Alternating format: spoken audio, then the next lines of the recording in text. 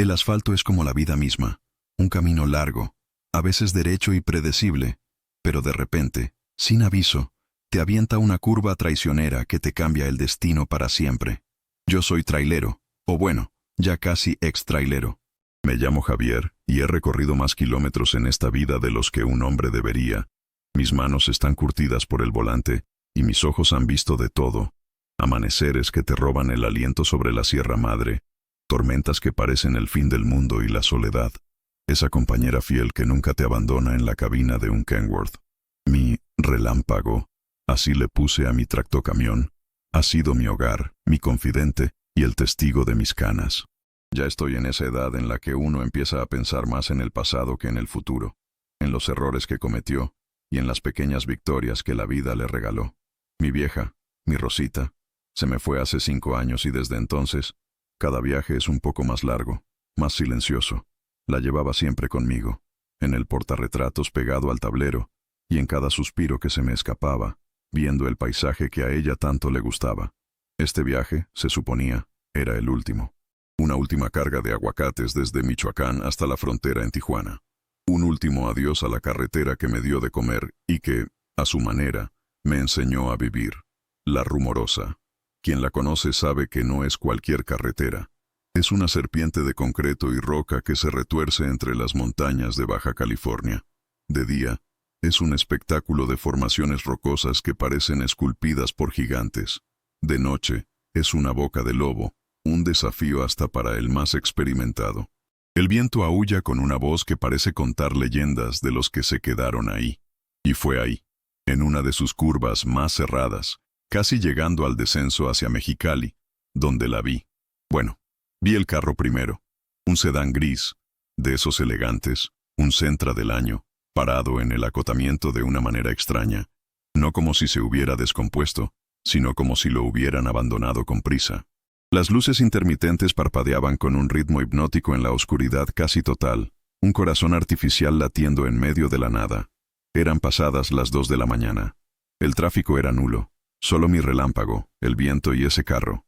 La prudencia te grita que sigas de largo, que en estos tiempos no es bueno andarse metiendo donde no te llaman. Pero la curiosidad, o quizás el fantasma de mi Rosita recordándome que hay que ayudar al prójimo, me hizo bajar la velocidad.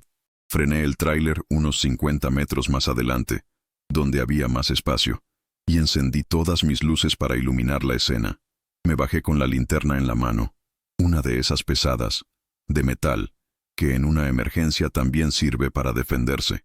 El aire era helado, cortante. Me acerqué al coche con pasos lentos. La puerta del conductor estaba ligeramente abierta. Con la luz de la linterna barrí el interior. No había nadie. En el asiento del copiloto había una bolsa de mujer, de esas de piel cara, y un suéter de estambre color mostaza doblado con esmero. En el suelo, un par de lentes de sol. Todo parecía demasiado ordenado para un accidente o un asalto. No había señales de violencia. Toqué el cofre del carro. Estaba tibio. No llevaba mucho tiempo ahí. Grité.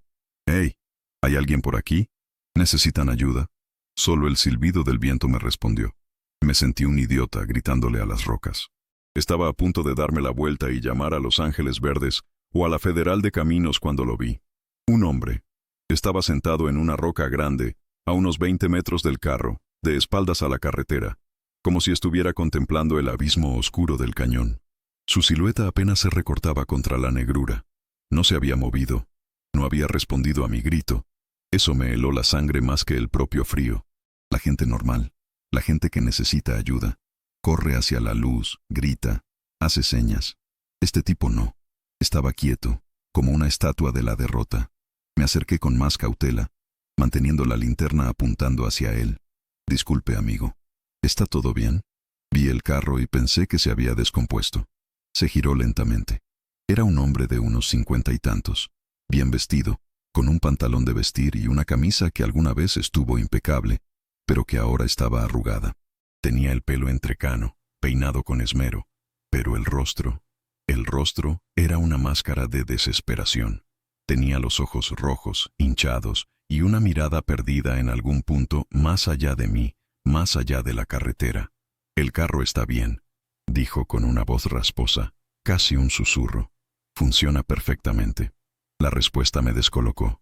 Ah, bueno. ¿Y usted? ¿Se siente bien? ¿Le pasó algo? Él bajó la mirada, frotándose las manos como si intentara calentarlas, aunque el gesto parecía más de nerviosismo que de frío. Tuvimos una pelea, dijo, y cada palabra parecía costarle un mundo. Una discusión fuerte, de esas que nunca debieron pasar. Asentí sin saber qué decir. ¿Quién no ha tenido una de esas peleas? Recordé una vez, hace muchos años, una discusión con mi Rosita por una tontería, por celos míos, y como el silencio en la cabina después se sentía más pesado que cualquier carga. Mi esposa, continuó él, tragando saliva, se enojó mucho. Se puso intratable. Paré el carro para que nos calmáramos y simplemente se bajó. Abrió la puerta y se fue. Miré alrededor, a la oscuridad impenetrable. A la derecha, la pared de roca casi vertical. A la izquierda, el precipicio. No había a dónde ir. ¿Se bajó? ¿Aquí? Pero si no hay nada, no más piedras y barranco. El hombre se encogió de hombros. Un gesto patético, casi infantil. Estaba furiosa. Dijo que prefería caminar en medio de la nada que pasar un minuto más conmigo. Agarró su teléfono y se fue, caminando. Hacia allá, dijo, señalando vagamente en dirección a Mexicali. Sentí una punzada de incredulidad. Una mujer, sola, en medio de la Rumorosa a las 2 de la mañana. No sonaba lógico. No sonaba para nada bien. Pero jefe, eso fue hace... ¿cuánto? No sé, 20 minutos, media hora. Perdí la noción del tiempo, respondió, pasándose una mano por el cabello. Pensé que regresaría, que se le pasaría el coraje y volvería, pero no lo hizo. Me quedé mirándolo, y luego al carro, y luego a la oscuridad. Había algo en su historia que no cuadraba, como una pieza de motor que no embona. Era demasiado simple y a la vez demasiado extraña. El suéter en el asiento. La bolsa. ¿Una mujer se baja a caminar en el frío del desierto sin su bolsa, sin un suéter? Tal vez en el calor de la pelea sí, pero ¿y por qué no la siguió? ¿O por qué no avanzó con el carro para buscarla? Pregunté, tratando de que mi voz no sonara a interrogatorio. Él levantó la vista y me miró directamente a los ojos por primera vez. Y fue en esa mirada donde vi algo que me preocupó de verdad. No era solo desesperación. Era miedo, un miedo profundo, casi animal. Pero no era miedo por ella. Era miedo por él mismo. Porque, titubeó, buscando las palabras. Porque estoy seguro de que no quiere verme. Si me ve, se va a enojar más. Es mejor darle su espacio. Ya le llegará la señal al celular y llamará a un taxi, o a su hermana. No sé. Me quedé en silencio por un largo momento. El viento aullaba y parecía susurrar mentiras. El parpadeo de las luces del Centra era como una advertencia. Yo era solo un trailero, un viejo a punto de retirarse. Mi instinto me gritaba que me subiera a mi camión, que me largara de ahí y dejara que el destino o la policía se encargaran. Pero entonces, pensé en mi Rosita. Pensé en lo que yo haría si ella se perdiera en un lugar así. Y la respuesta era simple. Movería cielo, mar y tierra. No me quedaría sentado en una roca esperando. Fue entonces cuando él dijo la frase que se me quedaría grabada a fuego en la memoria, la que convertiría una simple parada en la carretera en el inicio de una obsesión. Me di la vuelta para ir a mi camión y llamar a la federal, porque esto ya no me gustaba nada. Le dije, mire, voy a llamar a una patrulla para que le ayuden a buscarla. Una mujer sola aquí es muy peligroso. Y él, con la voz quebrada, casi suplicante, me dijo, no, por favor, no llame a nadie. Va a ser un escándalo. Ella no bajó después de pelear. Me detuve en seco. La frase flotó en el aire helado entre nosotros. Como dice, se dio cuenta de su error. Su rostro palideció. Trató de corregir, de recomponer la historia. Quiero decir, no.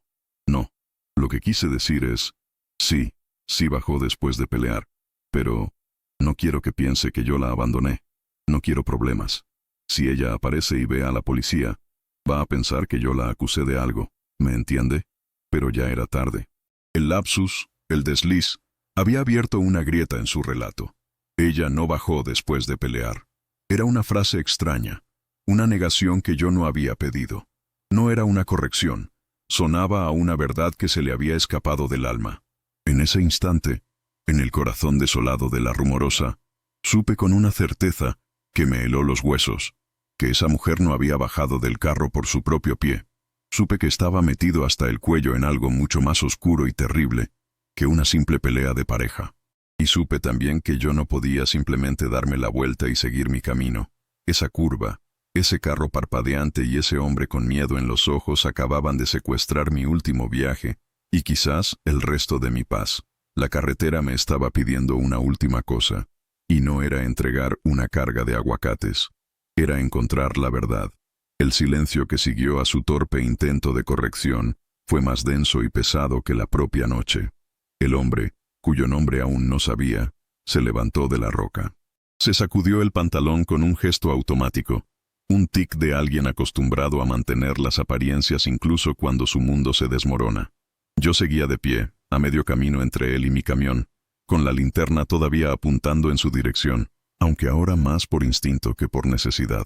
Las luces de mi relámpago bañaban la escena con una luz blanca y cruda que no dejaba lugar a sombras, al menos no a las físicas.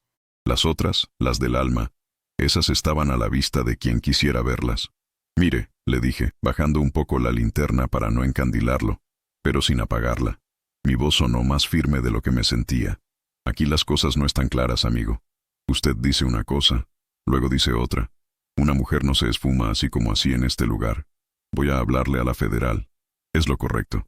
Si su esposa aparece caminando por ahí, pues qué bueno. Nos reímos todos de este susto y cada quien a su casa. Pero si no, es mejor que ellos ya estén enterados». Su rostro se contrajo en una mueca de pánico. Dio un par de pasos hacia mí. «No, por favor, se lo ruego. Me va a meter en un problema terrible. Mi mujer, Sofía, ella es muy impulsiva. Capaz que está escondida por ahí, viéndonos. Y se está riendo de mí. Si ve una patrulla, va a armar un escándalo. Dirá que la maltrato, que soy un controlador. Usted no la conoce. Sofía. Al fin tenía un nombre. Sofía. Un nombre bonito, pensé.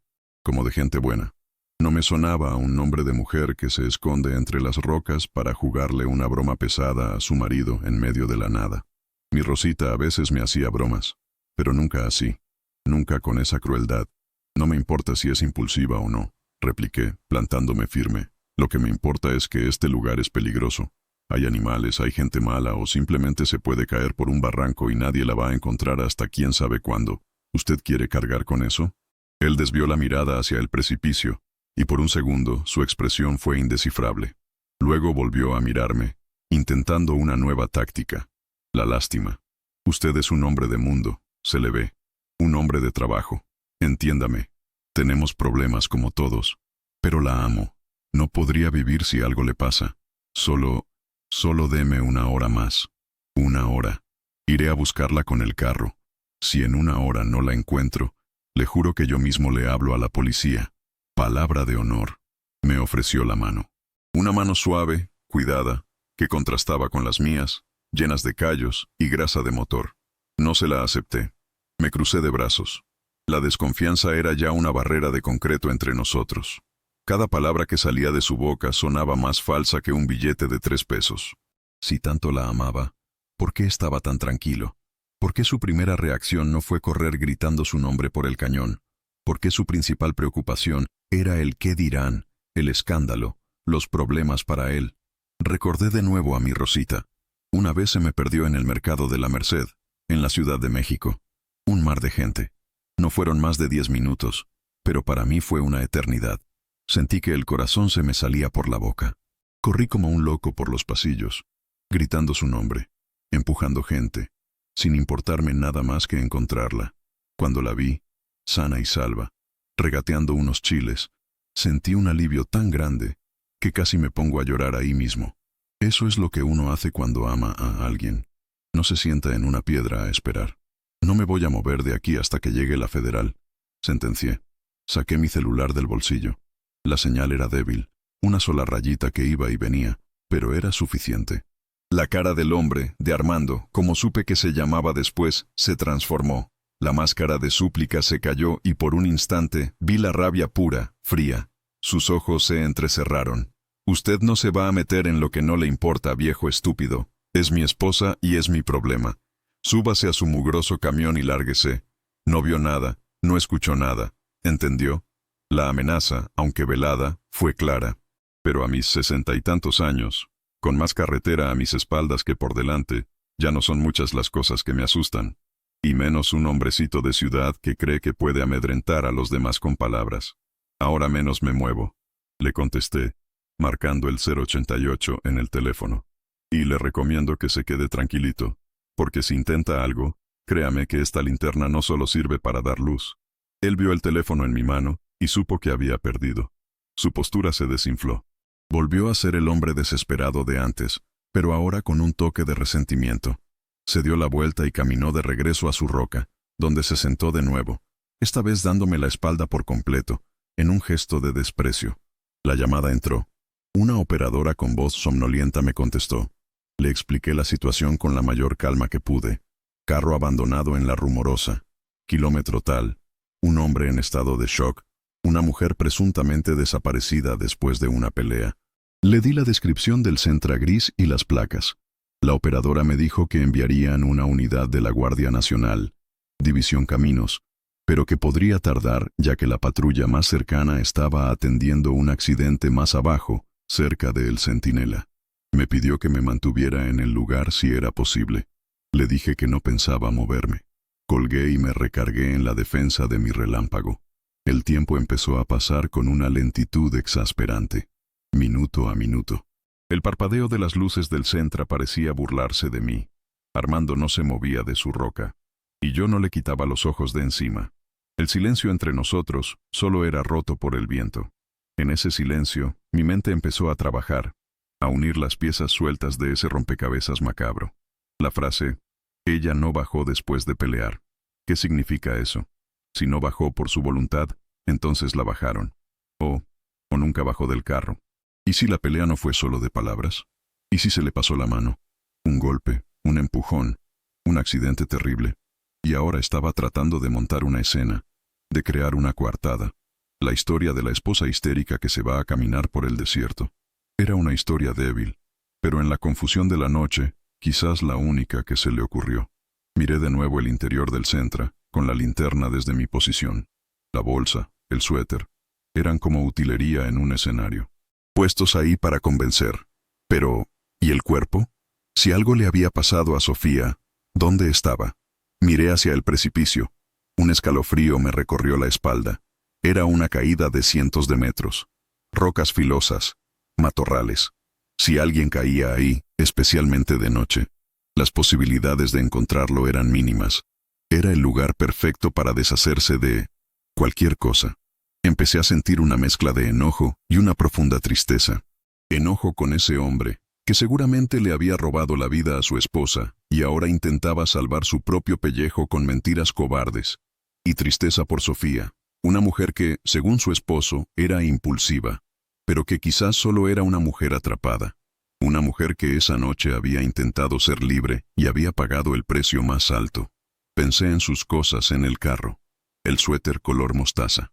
Me imaginé a una mujer escogiéndolo en una tienda, quizás pensando en el frío de la sierra. Los lentes de sol, listos para el viaje del día siguiente. Pequeños objetos cotidianos que ahora se sentían como reliquias de una vida interrumpida. Y pensé en mi Rosita, en su risa, en su manía de canturrear canciones de Rocío Dúrcal mientras yo manejaba, en cómo me cuidaba, asegurándose de que llevara mi chamarra gruesa para los viajes al norte. Una buena mujer. Sofía, sin conocerla, me parecía que también era una buena mujer, y no merecía terminar como un secreto en el fondo de un barranco. Pasó casi una hora eterna. Mis ojos me ardían por el frío y la falta de sueño. Ya no era solo un testigo, me sentía involucrado, casi responsable, como si el fantasma de esa mujer me estuviera pidiendo que no la abandonara. Finalmente, a lo lejos, vi el destello de unas luces rojas y azules rebotando en las paredes del cañón. La torreta de la patrulla. Un suspiro de alivio se me escapó del pecho. La patrulla de la Guardia Nacional se detuvo detrás de mi tráiler. Se bajaron dos oficiales, jóvenes, con cara de pocos amigos. Se acercaron con precaución, evaluando la escena. «Buenas noches. ¿Usted hizo el reporte?», preguntó el que parecía al mando. «Sí, oficial. Soy yo», le dije.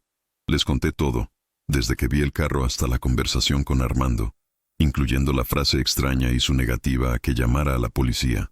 Mientras yo hablaba, el otro oficial se acercó a Armando, quien se había levantado de la roca al verlos llegar, y ahora adoptaba una actitud de ciudadano cooperador y preocupado. Escuché fragmentos de su conversación. Armando repetía la misma historia, pero ahora con más adornos, con más detalles, como si la hubiera ensayado en su cabeza durante esa hora. Hablaba de la terquedad de su esposa, de su carácter volátil. Pintaba un cuadro de sí mismo como la víctima paciente de una mujer difícil. El oficial que estaba conmigo, un hombre corpulento con un bigote bien recortado, escuchaba mi relato asintiendo, con una expresión seria. No me interrumpió. Cuando terminé, se quedó pensativo por un momento. «Dice usted que el señor no quería que llamáramos, ¿verdad?», preguntó. «Así es», insistió mucho. «Dijo que iba a ser un escándalo», respondí. «Entiendo». Se comunicó por radio, reportando la situación. Luego se dirigió a mí. «Mire, don Javier Ríos, para servirle». «Don Javier, le agradezco mucho su ayuda y su civismo. Hizo usted lo correcto. Vamos a necesitar que nos acompañe a la estación en Tecate o Mexicali para tomarle su declaración formal. Va a ser un proceso largo. Lo que se necesite, oficial». «No tengo prisa», le dije, sabiendo que mi último viaje se había pospuesto indefinidamente. El oficial miró hacia Armando, que ahora gesticulaba ampliamente, contando su historia al otro policía. Luego su mirada se desvió hacia el abismo. «No me gusta esto, don Javier». «No me gusta nadita. Usted lleva muchos años en la carretera, ¿verdad?». «Más de 40», contesté. «Entonces sabe, como yo, que la carretera habla. Y ahora mismo, este lugar me está diciendo a gritos que aquí pasó algo malo. Muy malo». Asentí en silencio. Él y yo, dos extraños unidos por la misma corazonada, por la misma certeza nacida del instinto y la experiencia. Mientras los oficiales empezaban a acordonar la zona y a inspeccionar el carro de Armando con más detenimiento, yo me alejé un poco y miré hacia el cielo. Las estrellas brillaban con una indiferencia helada. Le pedí perdón a mi Rosita por el retraso. Le dije que tenía un último encargo que cumplir. No por la policía, no por la ley, sino por Sofía, la mujer del suéter mostaza a la que no conocí, pero cuyo fantasma ya se había subido a mi cabina para acompañarme en el resto del camino. Un camino que, yo lo sabía, apenas estaba comenzando y que me llevaría a lugares mucho más oscuros que cualquier curva de la Rumorosa. El viaje a la comandancia de la Policía Federal en Tecate fue surrealista. Dejé mi relámpago bien estacionado y asegurado en un parador vigilado que los mismos oficiales me recomendaron, no sin antes darle una palmadita en el tablero, como despidiéndome de un viejo amigo por un tiempo indefinido. Me subí a la parte de atrás de la patrulla. Armando iba en otra unidad, separado de mí. Por el espejo retrovisor, veía sus ojos clavados en mí, una mezcla de odio y miedo. Él sabía que yo era el cabo suelto, la pieza que no encajaba en su frágil coartada. Yo no era una autoridad a la que pudiera engañar con su lenguaje rebuscado, ni un familiar al que pudiera manipular con lágrimas de cocodrilo.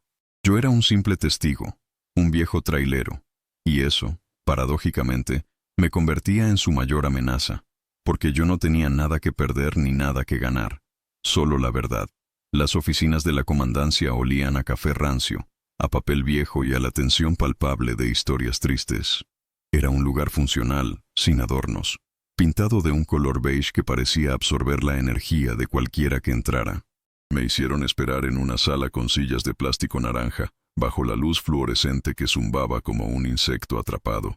El tiempo se estiraba, cada minuto era un chicle masticado. Podía escuchar murmullos en los pasillos, radios policiales crascracenado códigos incomprensibles.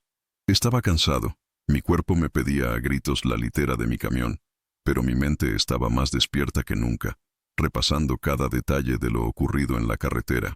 La forma en que Armando se frotaba las manos, el tono de su voz al decir Sofía, la manera en que sus ojos evitaron mirar hacia el precipicio. Finalmente, un oficial joven me llevó a una pequeña oficina. Adentro estaba el comandante a cargo, un hombre llamado a sí mismo Comandante Morales. Era de mi edad, quizás un poco mayor, con el cabello completamente blanco y unos lentes de armazón grueso que le daban un aire de profesor universitario más que de policía. Tenía una mirada penetrante, cansada pero astuta. Me ofreció una taza de café, que acepté sin dudarlo. Estaba amargo y fuerte, justo lo que necesitaba. Don Javier, comenzó, después de darle un sorbo ruidoso a su propio café. Leí el informe preliminar de los agentes que lo atendieron en La Rumorosa. Le agradezco de nuevo su colaboración. En este trabajo, los ciudadanos como usted son oro molido. Hice lo que tenía que hacer, comandante. Lo que cualquiera hubiera hecho, respondí, aunque en el fondo sabía que no era cierto. Muchos hubieran seguido de largo. No se crea, don Javier, no se crea.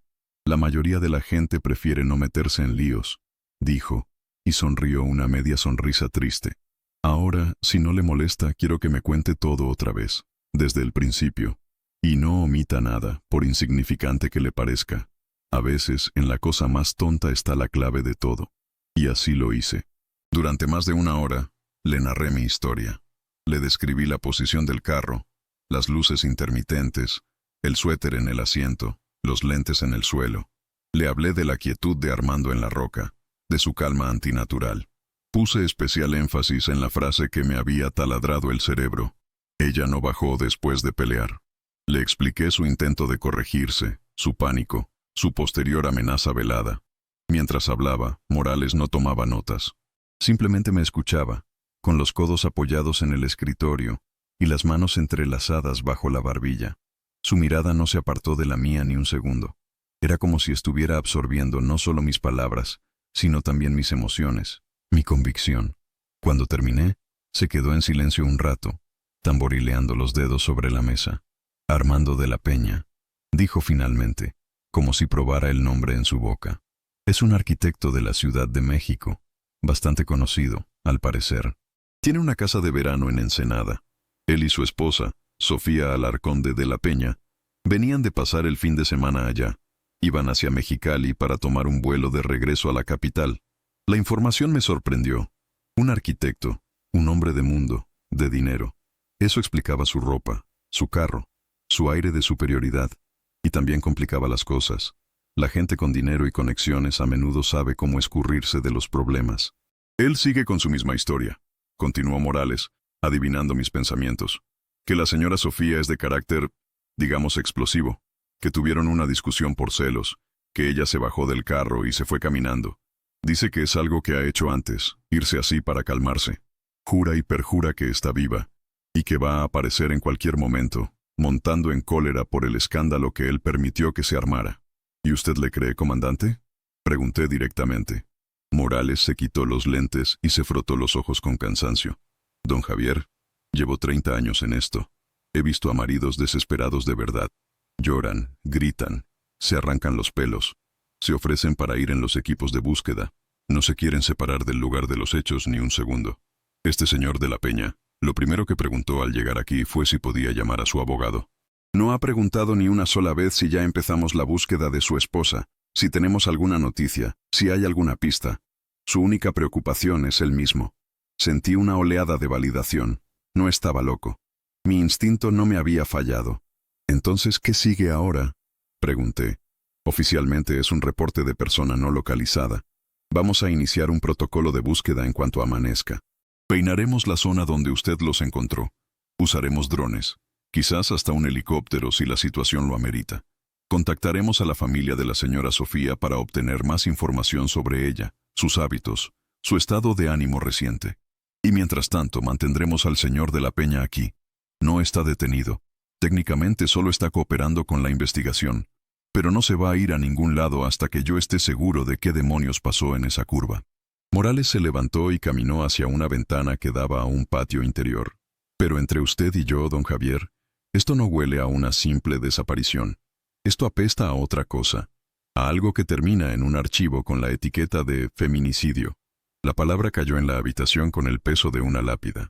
Me ofrecieron un catre en una pequeña habitación de descanso para que durmiera unas horas, pero no pude pegar ojo. La cara de Armando de la Peña y el nombre de Sofía Alarcón daban vueltas en mi cabeza. Me sentía extrañamente conectado a esa mujer invisible. Era como si su destino estuviera ahora ligado al mío. No podía simplemente dar mi declaración y volver a mi camión. No podía. Al amanecer, el ajetreo en la comandancia aumentó. Vi a los equipos de búsqueda preparándose, revisando mapas, coordinándose por radio. Me sentí inútil, un estorbo. Me acerqué al comandante Morales, que estaba en medio del patio, dando órdenes. «Comandante», le dije, «yo conozco esa carretera como la palma de mi mano. Cada curva, cada acotamiento, cada pequeño sendero que usan los coyotes. Si van a buscar, déjeme ir. Puedo ser de ayuda». Morales me miró, sorprendido. «Don Javier, usted ya hizo más que suficiente. Es un civil. Es peligroso. Debería descansar y seguir su camino. Su declaración es sólida como una roca. Es todo lo que necesitamos de usted».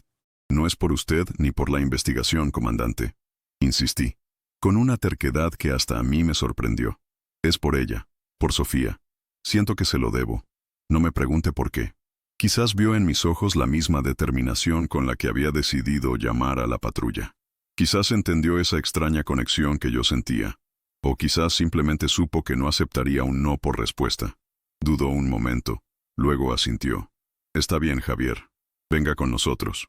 Pero se queda cerca de mí, y a la primera señal de peligro, lo quiero de regreso en la patrulla. ¿Entendido?» «Entendido, comandante». Volver a la Rumorosa con la luz del día fue una experiencia completamente diferente. La belleza del paisaje era abrumadora. Las formaciones rocosas pintadas de ocres y rojos por el sol naciente. Pero esa belleza ahora tenía un velo de tragedia. El Sentra gris seguía ahí, ahora rodeado de cinta amarilla de no pasar. Parecía un monumento a un desastre silencioso.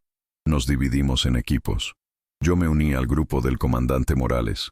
Empezamos a caminar por el borde de la carretera, revisando cada metro cuadrado. La tarea era monumental, casi imposible. El terreno era agreste, lleno de piedras sueltas y plantas espinosas. Y luego estaba el precipicio. Asomarse daba vértigo. Era una caída al vacío, un monstruo de piedra que se tragaba la luz y el sonido. «Si la arrojó, tuvo que ser por aquí», dijo Morales, señalando una sección donde el guardarraíl estaba extrañamente abollado.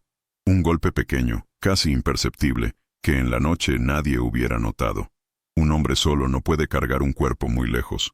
Tendría que haberlo hecho rápido. Mientras los peritos forenses analizaban la abolladura y buscaban fibras o rastros de sangre, yo me alejé un poco, siguiendo mi propio instinto. Me puse en el lugar de Armando. Si yo quisiera esconder algo, ¿dónde lo haría? No en el lugar más obvio. Buscaría una grieta, una pequeña cueva, algo que rompiera la monotonía del paisaje.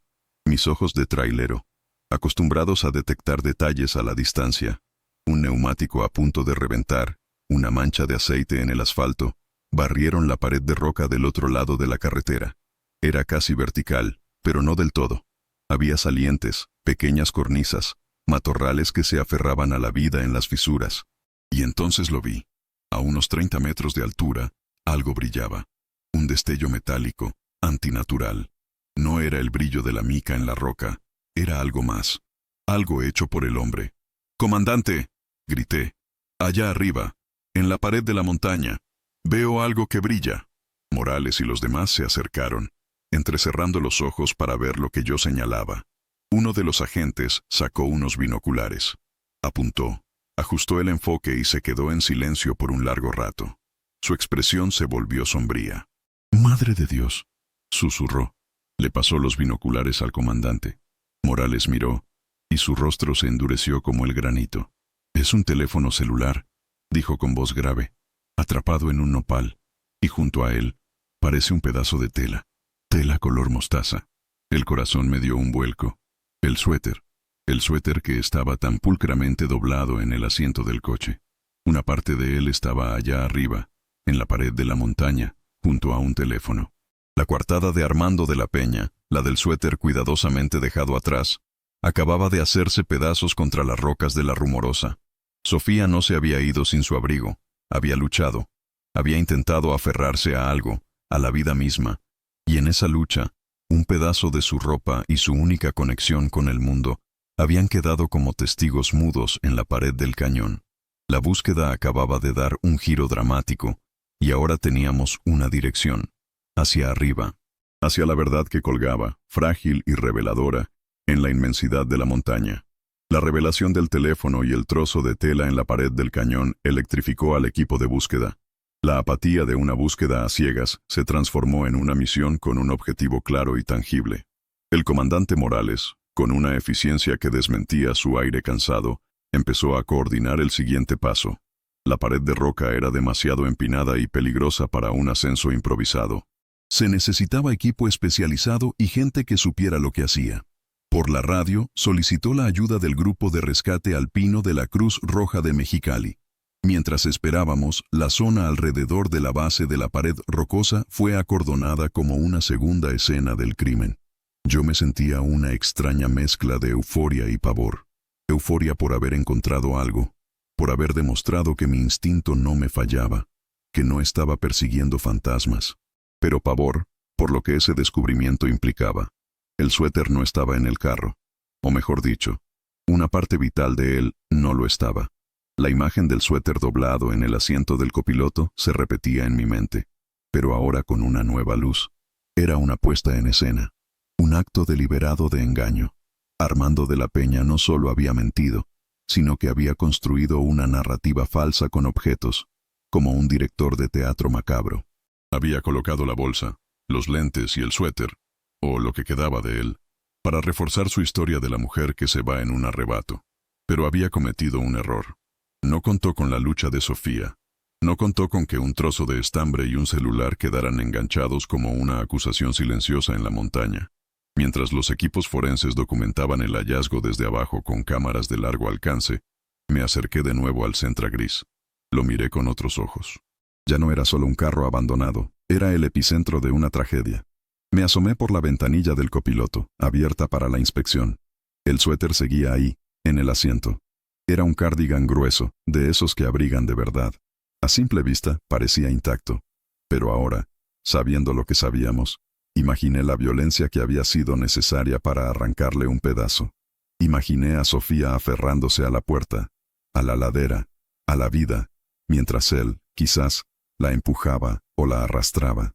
El comandante Morales se acercó y se paró a mi lado, ambos contemplando el interior del vehículo. El diablo está en los detalles, ¿no cree, don Javier?, dijo en voz baja.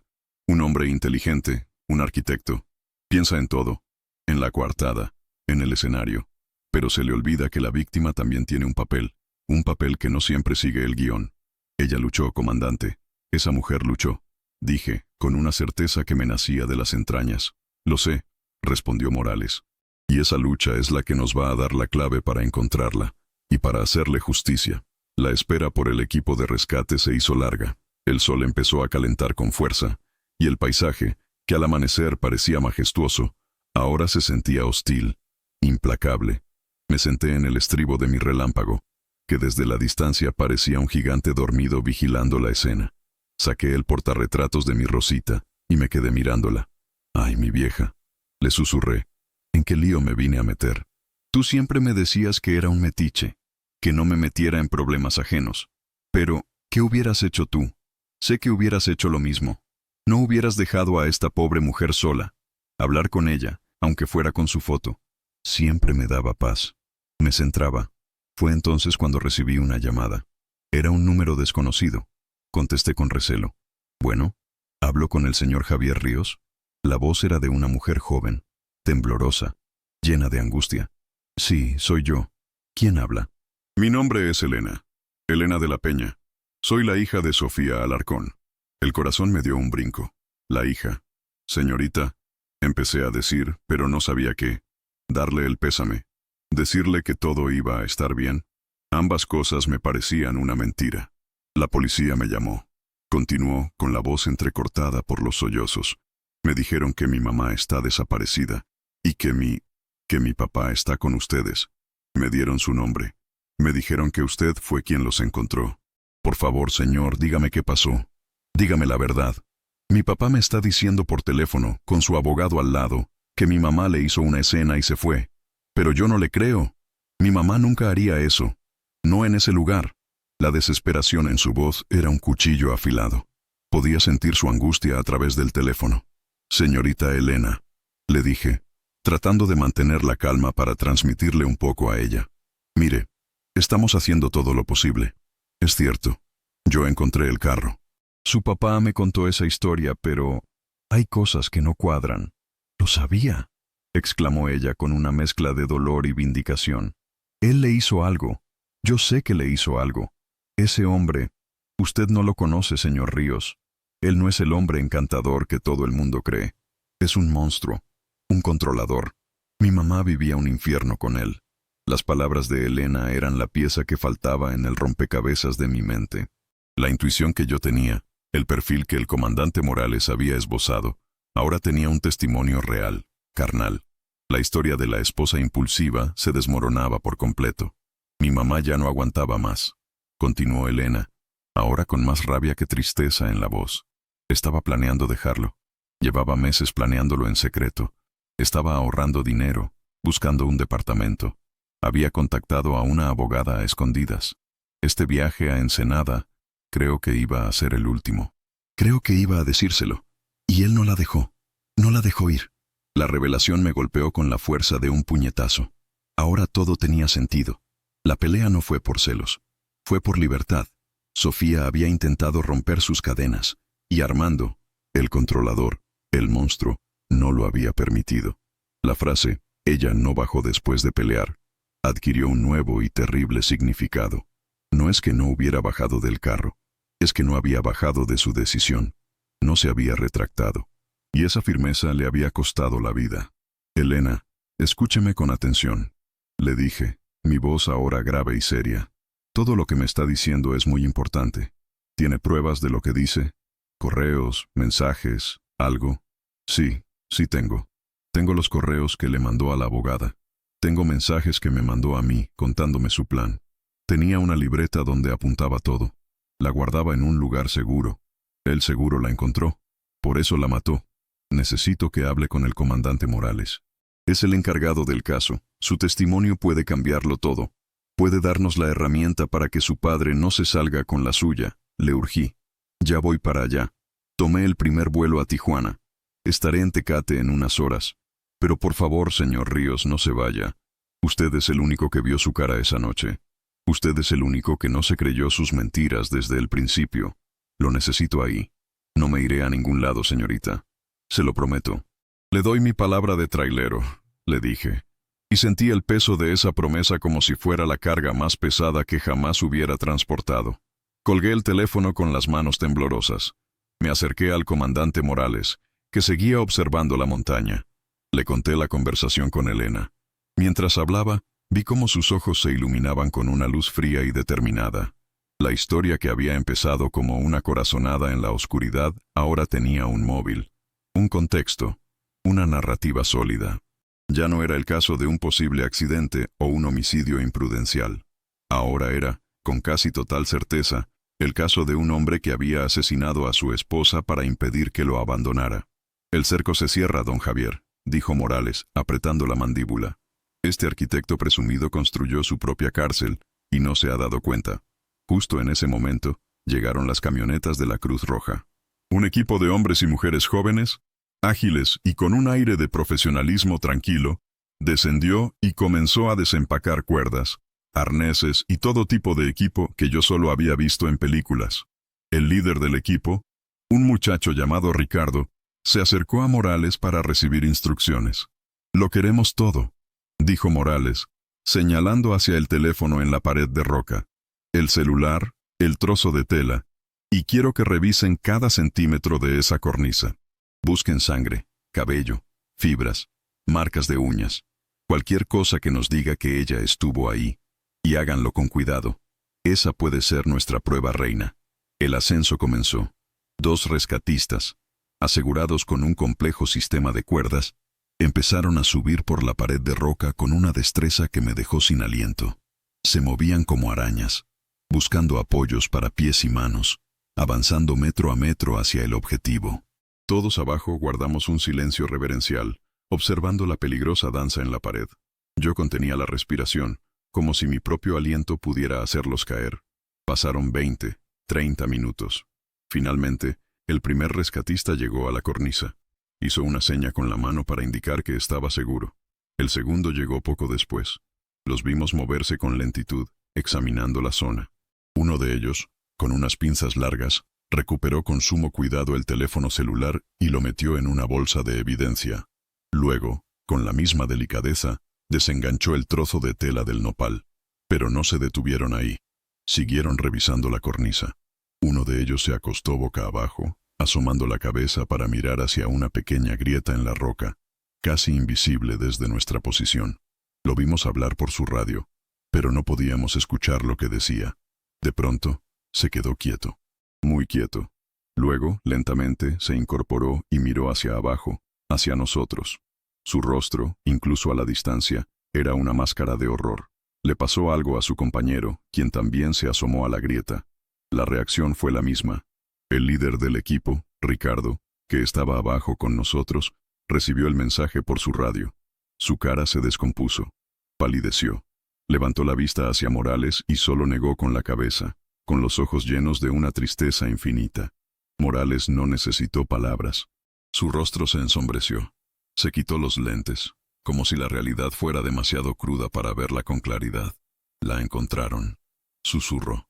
Su voz fue apenas un soplo en el viento caliente del desierto. Y yo lo supe. Lo supimos todos. Sofía Alarcón no había caminado hacia Mexicali. No se había caído por el gran precipicio. Su infierno no había terminado en el fondo del cañón. Había terminado allí arriba, escondida a la vista de todos, en una grieta en la roca. Su asesino había pensado que era el escondite perfecto, un lugar inaccesible, un secreto que la montaña guardaría para siempre. Pero se equivocó. Se equivocó porque no contó con la lucha de una mujer desesperada, no contó con el brillo de un teléfono al sol, y no contó con que un viejo trailero, en su último viaje, decidiera no seguir de largo en la oscuridad. El cuerpo de Sofía había sido encontrado, y con él, la tumba de todas las mentiras de Armando de la Peña. La confirmación de que habían encontrado el cuerpo de Sofía cayó sobre nosotros como una avalancha silenciosa. El bullicio de la investigación se detuvo por un instante, reemplazado por un silencio pesado, solemne. El viento de la rumorosa, que antes parecía aullar, ahora sonaba como un lamento. Los rescatistas en la pared de roca se movían con una lentitud y un respeto que transformaron la escena del crimen en un sitio sagrado. Ya no buscaban pruebas. Ahora se preparaban para recuperar a una víctima, para devolverle la dignidad que le habían arrebatado. El comandante Morales se mantuvo en su sitio, con la mirada fija en la montaña, como si quisiera grabar cada detalle en su memoria. Su rostro era una mezcla de tristeza profesional y una ira contenida y fría. Se comunicó por radio con la comandancia en Tecate. Su voz era firme, desprovista de emoción, pero yo podía sentir la tensión debajo de la superficie. Preparen una sala de interrogatorios, la de video, y notifiquen al abogado del señor de la Peña que su cliente va a ser formalmente acusado de homicidio calificado. Se le acabó el teatrito. Me sentí mareado. Tuve que apoyarme de nuevo en mi camión. La realidad de la muerte, que hasta ahora había sido una sospecha, una teoría, se materializó de golpe. Una cosa es imaginar una tragedia, y otra muy distinta, es saber que el cuerpo de una mujer yace a pocos metros, escondido en una tumba de piedra. Miré la foto de mi Rosita. La encontramos, mi vieja. La encontramos, le dije en un susurro. Una lágrima solitaria se me escapó y rodó por mi mejilla curtida por el sol y el polvo del camino. No era una lágrima de tristeza, o no solo de eso, era de rabia, de impotencia. El proceso para bajar el cuerpo fue largo y meticuloso. Requería una logística compleja para no alterar más la escena, y para tratar los restos de Sofía con el máximo respeto. Yo no quise ver. No podía. Me di la vuelta y me concentré en los detalles de mi relámpago, en los rayones de la pintura, en el desgaste de las llantas, cualquier cosa para no pensar en lo que estaban haciendo allá arriba. Horas después, cuando el sol ya estaba en lo alto, una camioneta del servicio forense se llevó el cuerpo. El comandante Morales se acercó a mí. Su cara mostraba el agotamiento de una jornada que parecía no tener fin. Don Javier, es hora de que vayamos a la comandancia. La hija de la señora Sofía, Elena, ya llegó, y necesito que esté usted presente cuando interroguemos a De la Peña.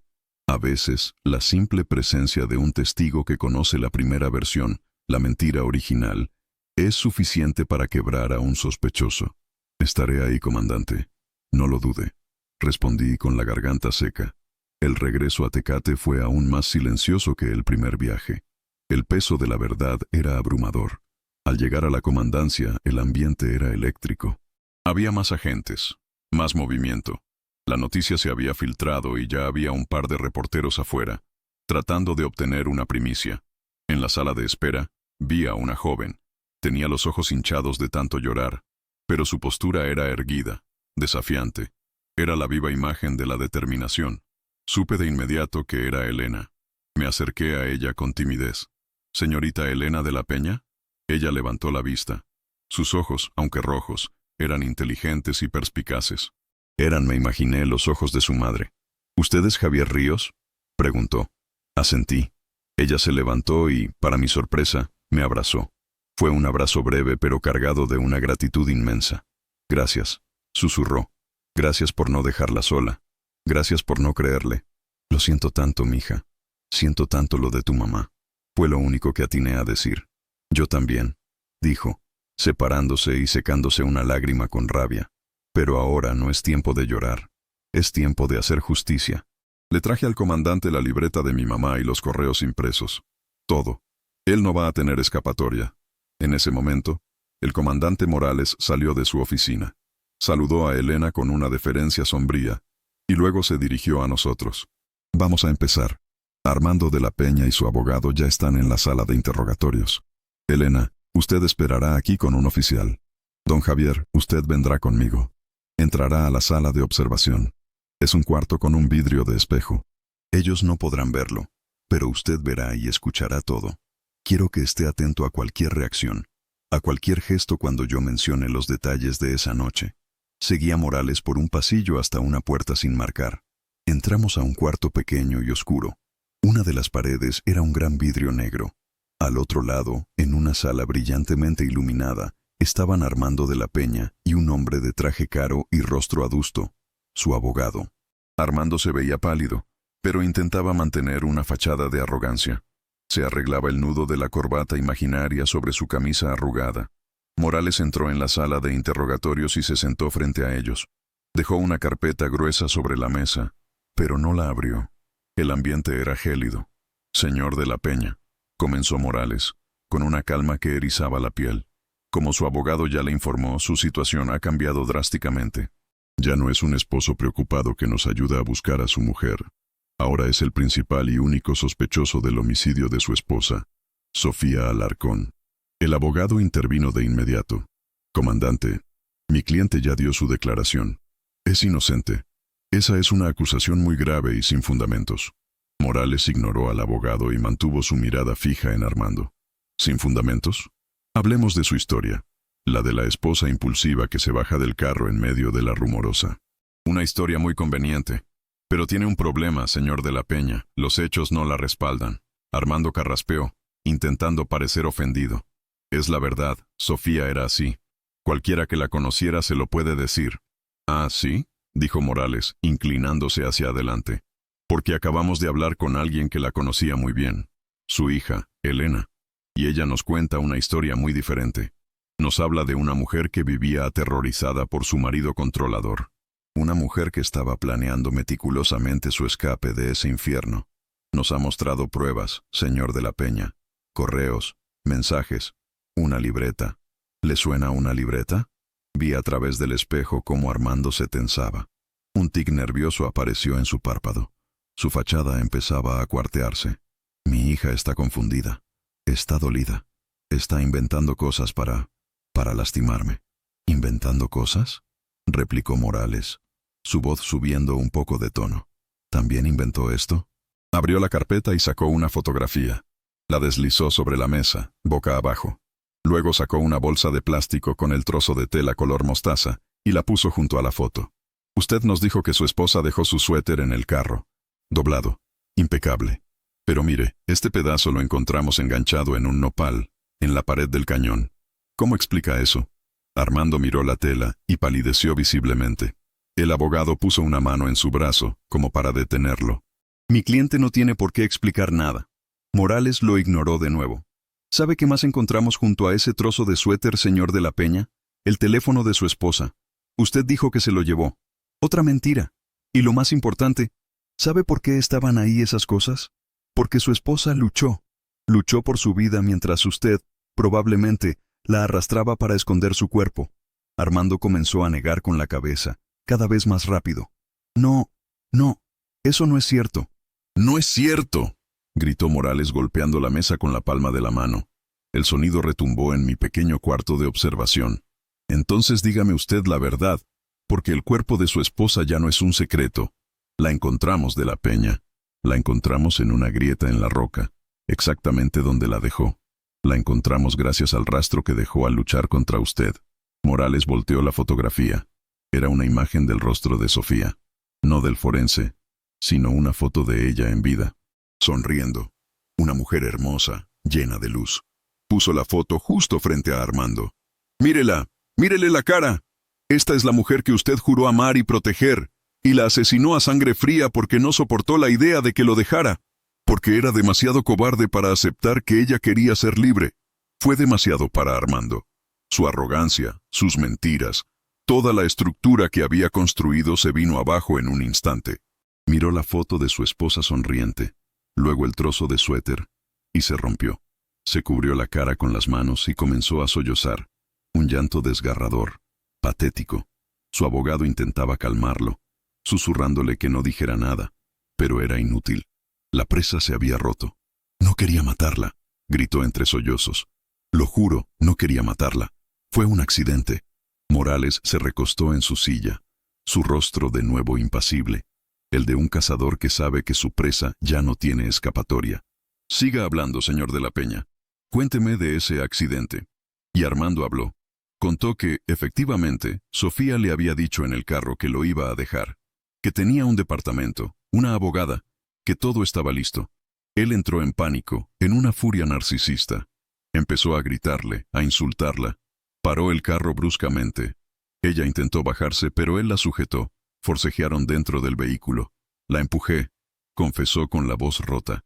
«Solo la empujé para que se callara». Pero se golpeó la cabeza contra el marco de la puerta. Muy fuerte. Dejó de moverse. Había sangre. El silencio en la sala era total. Yo sentía náuseas. Entré en pánico. Continuó. No sabía qué hacer. Estaba muerta. Mi Sofía estaba muerta. Y fue mi culpa. Pensé en la cárcel, en el escándalo, mi carrera, todo. Y tomé la peor decisión de mi vida. Decidí esconderla. Pensé que nadie la encontraría jamás en esa montaña. Contó cómo, en la oscuridad, había arrastrado el cuerpo fuera del carro y había luchado por subirlo por la pared rocosa hasta encontrar esa grieta. Contó cómo ella se le resbalaba, cómo un pedazo de su suéter se atoró. Contó cómo, después, montó la escena en el carro, doblando lo que quedaba del cardigan, dejando la bolsa. Y luego se sentó en la roca, a esperar, a perfeccionar su mentira. Cuando terminó, el agotamiento lo venció y se desplomó sobre la mesa, llorando sin control. Su confesión, nacida del pánico y la culpa, era la última pieza. La verdad, horrible y brutal, había salido a la luz. Salí de la sala de observación y me recargué en la pared del pasillo. Tenía que respirar. El comandante Morales salió poco después. Me puso una mano en el hombro. «Se hizo justicia, don Javier. Gracias a usted». «Justicia», repetí. «Pero ella sigue muerta, comandante». «Sí», dijo él con voz sombría. «Eso es algo que la justicia nunca podrá reparar. Pero al menos su historia será contada, y su asesino pagará por lo que hizo. Y eso, a veces, es lo único que podemos hacer». Miré hacia la sala de espera, donde Elena seguía aguardando. Ahora le tocaba a ella la parte más difícil, empezar a vivir con esa verdad. Yo había cumplido mi promesa. La carretera me había puesto una prueba, y yo la había enfrentado. Mi último viaje había terminado, pero de una manera que jamás hubiera imaginado. Me había costado el sueño, la paz y unos cuantos días de mi vida. Pero al final, en la curva más oscura de mi camino, ayudé a encontrar una luz. La pequeña, triste y necesaria luz de la verdad. Los días que siguieron a la confesión de Armando de la Peña fueron un torbellino de procedimientos legales, declaraciones formales y el zumbido constante de los medios de comunicación. Me convertí, a mi pesar, en una pequeña celebridad local. El trailero héroe. Me llamaban algunos periódicos. Me sentía incómodo con ese título. Yo no era un héroe salvavidas. Yo solo había ayudado a encontrar a una mujer que ya la había perdido. Mi único mérito fue no ser indiferente, una cualidad que en estos tiempos, tristemente, parece extraordinaria. Tuve que quedarme en Tecate una semana más. dando mi testimonio detallado ante el Ministerio Público. Cada vez que contaba la historia, revivía esa noche en La Rumorosa, el parpadeo de las luces del Centra, el frío del viento, la mirada de pánico en los ojos de Armando, y esa frase, esa maldita frase que lo empezó todo. Elena se quedó también, encargándose de los trámites para repatriar el cuerpo de su madre a la Ciudad de México. Nos veíamos casi a diario. Comíamos juntos en una pequeña fonda cerca de la comandancia. Hablábamos poco de la tragedia y más de la vida. Me contó de su mamá, de Sofía. Descubrí que Sofía no era solo una víctima. Era una mujer brillante. Había sido restauradora de arte antes de que Armando, con sus celos y su control, la convenciera de no necesitar trabajar. Le encantaba la jardinería y cultivaba orquídeas con una paciencia infinita. Escribía poesía a escondidas, poemas que Elena encontró en la libreta que le entregó a la policía. Era una mujer llena de vida, de color, de sueños, a la que le habían apagado la luz de forma sistemática mucho antes de ese golpe fatal en la cabeza. Escuchar a Elena hablar de ella hacía que mi resolución fuera aún más fuerte. Mi participación ya no era solo por un impulso. Era un homenaje a la memoria de esa mujer que no conocí, pero que ahora sentía como parte de mi propia historia. Elena me mostró una foto de su mamá, de un viaje a Oaxaca. Sofía estaba de pie, frente a un campo de flores de cempasúchil, con una sonrisa tan amplia y genuina que iluminaba toda la imagen. Llevaba un vestido bordado y su cabello negro brillaba bajo el sol. Esa era la Sofía que debía ser recordada, no la figura inerte recuperada de una grieta en la montaña. Ella hubiera querido que le diera las gracias, don Javier, me dijo Elena un día, mientras tomábamos un café. Mi mamá siempre creyó en la bondad de los extraños. Decía que el mundo no estaba tan perdido como parecía. Usted le dio la razón. Esas palabras fueron un bálsamo para mi alma cansada. Significaron más para mí que cualquier titular de periódico. Finalmente, llegó el día de irme. Todos los trámites habían concluido por el momento. Tendría que volver para el juicio, pero eso sería en varios meses. Elena y yo nos despedimos en la estación de autobuses. Ella regresaba a la Ciudad de México a organizar el funeral de su madre. Nos dimos un abrazo largo, de esos que no necesitan palabras. Un abrazo de padre a hija, de dos almas que se encontraron en medio del dolor y hallaron consuelo mutuo. Cuídese mucho, don Javier, y maneje con cuidado, me dijo. Tú también, mija. Sé fuerte. Tu mamá estaría muy orgullosa de ti, le respondí, sintiendo un nudo en la garganta. Volví al parador donde mi relámpago me esperaba, paciente y fiel. Subirme a la cabina fue como volver a casa. El olor familiar a diésel y a café de termo me recibió. Puse la foto de mi Rosita en su lugar en el tablero. La miré y le sonreí. Vámonos, mi vieja. Ahora sí, a terminar el último viaje. Arranqué el motor, y el rugido del Cummins fue música para mis oídos. Salir de Tecate y enfilar de nuevo hacia la frontera fue una sensación extraña. La carretera ya no se sentía igual. Cada curva, cada sombra en el asfalto, me recordaba la historia de Sofía. Al pasar de nuevo por La Rumorosa, esta vez en pleno día y en dirección contraria, bajé la velocidad al llegar a esa curva. El lugar estaba limpio. Ya no había cinta amarilla, ni patrullas. Solo las rocas, el cielo azul y el viento. Pero para mí, ese lugar estaría marcado para siempre. Vi la pared del cañón, la cornisa donde la encontraron. Me pareció ver, por un instante, un destello de color mostaza. Sabía que era mi imaginación, pero el sentimiento fue real. Hice sonar el claxon del tráiler, 2 toques largos y profundos que retumbaron en el cañón. Fue mi despedida, mi adiós a Sofía Alarcón. Llegué a Tijuana esa tarde. Entregué la carga de aguacates, mi última carga oficial. El dispatcher me dio mis papeles y mi cheque final. Me dio una palmada en la espalda y me deseó una buena jubilación.